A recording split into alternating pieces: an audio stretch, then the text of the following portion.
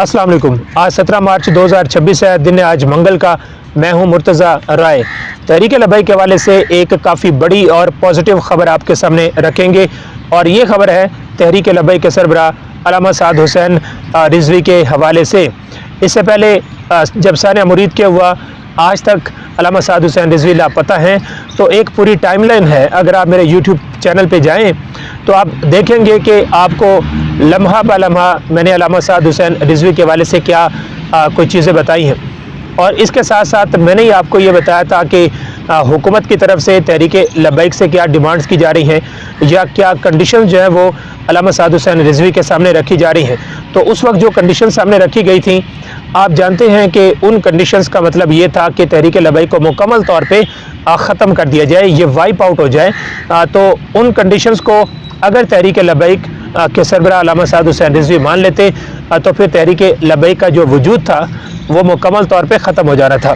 वो कंडीशंस अल्लामा साद हुसैन रिजवी के सामने जब रखी गई तो उन्होंने मुकम्मल तौर पे इनकार कर दिया था और उन्होंने कहा था कि वो इन कंडीशंस को नहीं मानेंगे। इसका मतलब ये है कि आप हमें मुकम्मल तौर पे ख़त्म कर रहे हैं, मैं किसी सूरत भी ये कंडीशंस नहीं मानूंगा।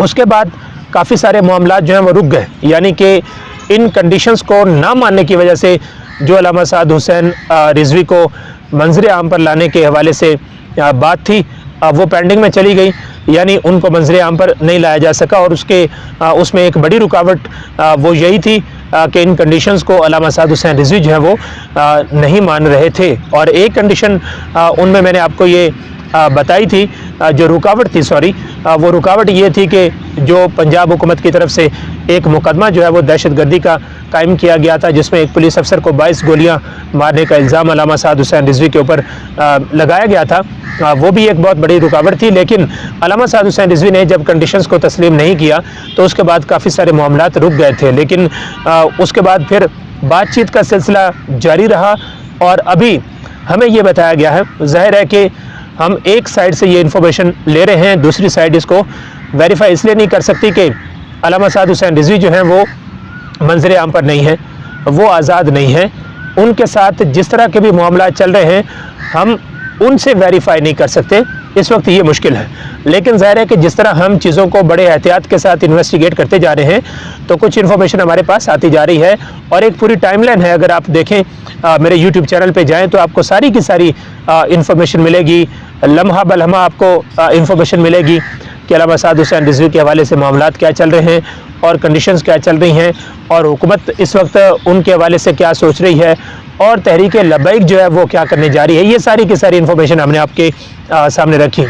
अभी हमें इन्फॉर्मेशन ये मिली है कि अल्लामा साद हुसैन रिजवी और हुकूमत के दरमियान मामलात जो हैं वो तय पा गए हैं। ये बहुत बड़ी खबर है।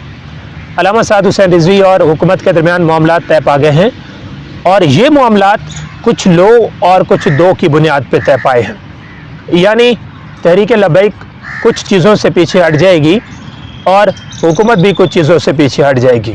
अभी तक हमें ये मालूम नहीं हो सका है कि ये जो मामलात हैं इनमें कौन कौन सी चीज़ें सामने रखी गई थी और कौन कौन सी चीज़ों से तहरीक लब्बैक के सरबराह अल्लामा साद हुसैन रिजवी ने कहा कि चले ठीक है, इन चीज़ों के ऊपर कॉम्प्रोमाइज़ कर लेते हैं, इस चीज़ के ऊपर कॉम्प्रोमाइज़ कर लेते हैं, लेकिन इसके ऊपर कॉम्प्रोमाइज़ नहीं करेंगे।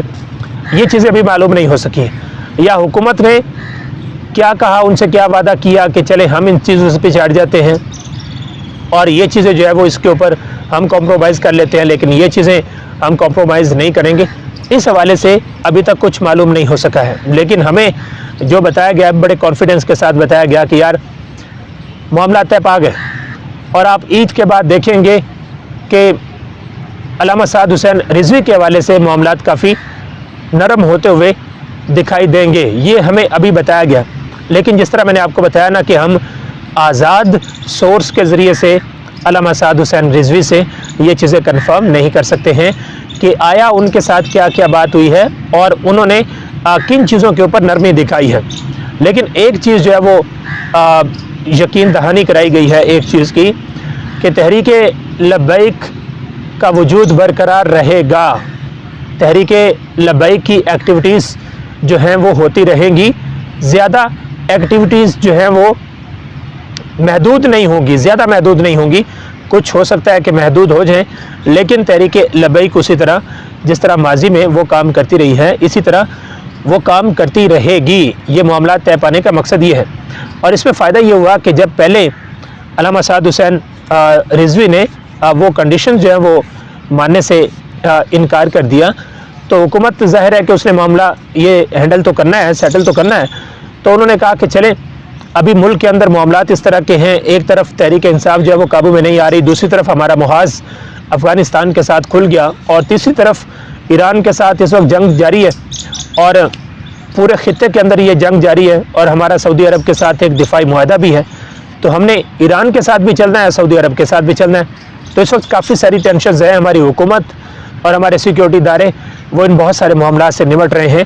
तो इस वक्त जो मामलात हैं तहरीक लबैक के साथ सेटल करना बहुत ज़रूरी हो चुका है, क्योंकि अगर ये सेटल नहीं होते तो आगे चलकर तहरीक लबैक की जो क़यादत बाहर है और जिस तरह कारकुनान उनका गम व गुस्सा जो है वो फिर बढ़ जाएगा। जब उनको कोई उम्मीद नज़र नहीं आएगी तो वो ज़ाहिर है कि मज़ीद मामला ख़राब होगा।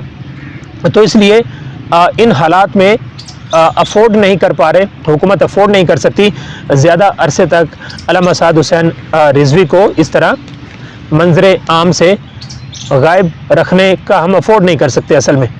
तो बताया ये गया कि मामलात काफ़ी हद तक तय पा गए हैं, और ईद के बाद हो सकता है कि काफ़ी सारी चीज़ें जो है वो सेटल हो जाएं। ख़ास तौर पे अल्लामा साद हुसैन रिजवी और अनस हुसैन रिजवी के हवाले से मामलात जो हैं वो कुछ बेहतर हो जाएं।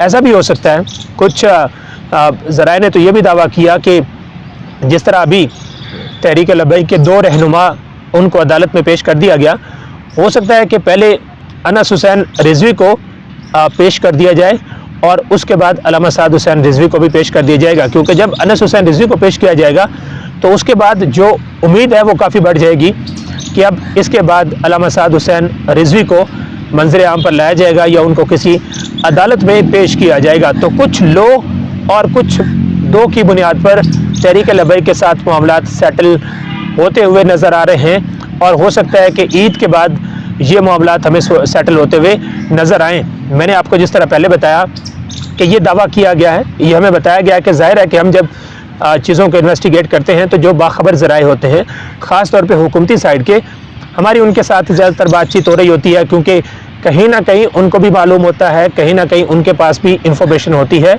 तो वो इन्फॉर्मेशन हमारे तक भी पहुंच आती है। लेकिन जो दूसरी साइड है उस साइड से वेरीफाई करना बहुत ज़रूरी होता है। लेकिन वो साइड ज़ाहिर है कि अब अगर हुकूमत के कुछ लोग या इदारों के कुछ लोग उनके साथ मुलाकात कर रहे हैं तो इसका तहरीक लबैक को भी कुछ मालूम नहीं है, इसका उनको ही मालूम हो सकता है जिनके साथ बातचीत हो रही है, तो उनसे वेरीफाई करना बहुत ज़रूरी है। लेकिन जिस तरह हमने आपको जो चीज़ें पहले आपके सामने रखी और आप इस चीज़ के गवाह हैं कि बिल्कुल हूबहू उसी तरह के हालात आपके सामने होते हुए नज़र आए, तो उम्मीद है कि ये जो इन्फॉर्मेशन है ये भी सच होगी, और अल्लाह करे कि ईद के बाद हमें इस तरह के मामला जो है वो सेटल होते हुए नज़र आए। उम्मीद है आपको ये वीडियो पसंद आई। अगली वीडियो में मिलते हैं, तब तक इजाज़त दीजिए। अल्लाह हाफ़िज़।